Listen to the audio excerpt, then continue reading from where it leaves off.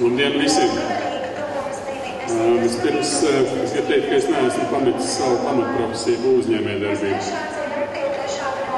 Jo tikai laimīga sagadīšanās un liktenis mani ir ievilkuši vienā tādā jaukā pasākumā, ko sauc par Ziemassvētku gaidīšanas prieku.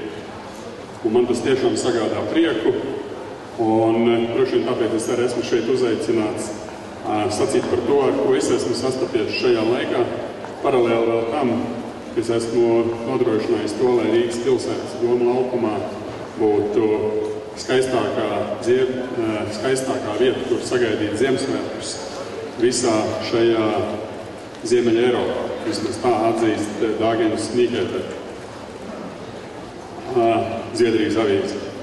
Bet par to, ko jūs esat paveikuši, man ir milzīgs prieks. Viens, ko es jums gribētu novēlēt, lai būtu tāda veiksmīga sadarbība starp valsts turisma aģentūru un jaunu aģentūru, ko ir izveidojusi pilsēta kopā ar Air Baltica. Proti, es būtu ļoti laimīgs, ka būtu kaut kāda tāda īpaša sadarbība, kur viens ar otru nekonkurētu, jo jūs esat izdarījuši milzīgu soli uz priekšu.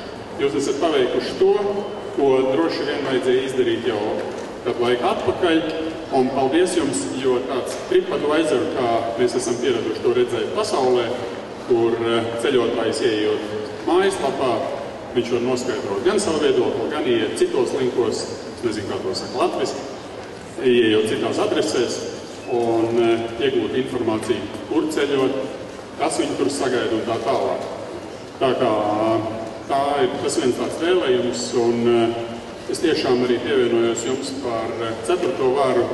Ja žurnālisti un televīzija atbalstīs jūs un teiks, cik jūs esat labi šo izdarījuši, kā vienā otrā arī citā lietā, ja, tad tam būs tikai papildus pievienotā vērtība.